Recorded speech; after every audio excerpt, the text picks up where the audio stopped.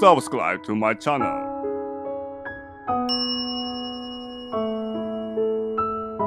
Today we're discussing about sins to human.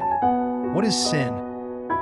The concept of sin is a complex and multifaceted one explored across various religious and moral traditions. While the specific definition and categorization of sins may vary, they generally refer to actions, thoughts, or omissions that violate ethical or spiritual principles. This exploration will delve into different types of sins based on various perspectives, including their severity, impact, and consequences. Sins based on severity and impact. Point one common categorization of sins is based on their severity and impact on the individual's relationship with a higher power or their spiritual well-being. This approach often distinguishes between mortal sins and venial sins. Mortal sins are considered the most serious transgressions as they completely sever the relationship with God.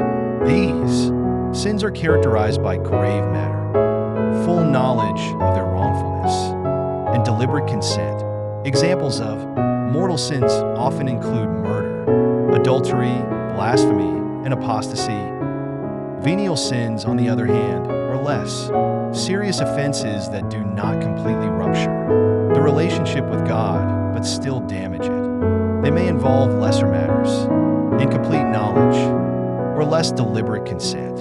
Examples of venial sins could include gossiping, laziness, or minor acts of dishonesty. Sins based on action and omission. Another way to categorize sins is by differentiating between sins of commission and sins of omission. Sins of commission involve actively doing something that is considered wrong, such as lying, stealing, or cheating. These are deliberate actions that violate ethical or religious laws. Sins of omission, however, occur when individuals fail to do something that they should have done, such as helping someone in need, speaking up against injustice, or neglecting their spiritual duties. These sins involve a lack of action where action is required.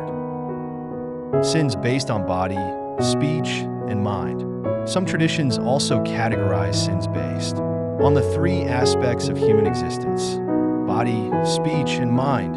This approach recognizes that sins can manifest in various ways. Sins of the body involve physical actions that violate moral principles such as adultery, murder, or theft. Sins of speech involve words that are harmful, deceitful, or disrespectful, such as lying, gossiping, or slander. Sins of the mind involve thoughts, desires, or intentions that are contrary to ethical or spiritual values, such as envy, hatred, or lust. Sins based on religious and cultural beliefs.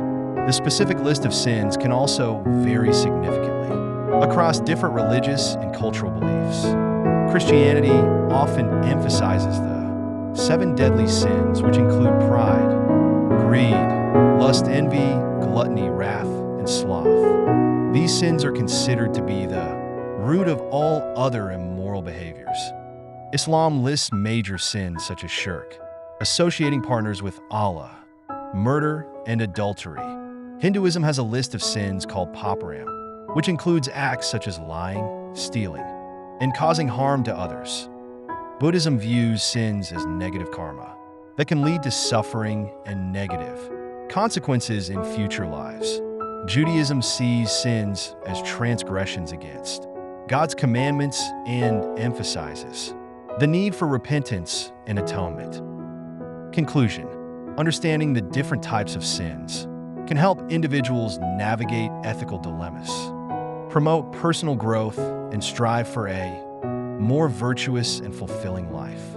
It is important to remember that the specific list of sins and their severity may vary across cultures and religions, but the underlying principle of moral behavior and the consequences of immoral actions remain universal. Thank you for making it until to the end. I hope I could give you knowledge and information. Share, support, and subscribe.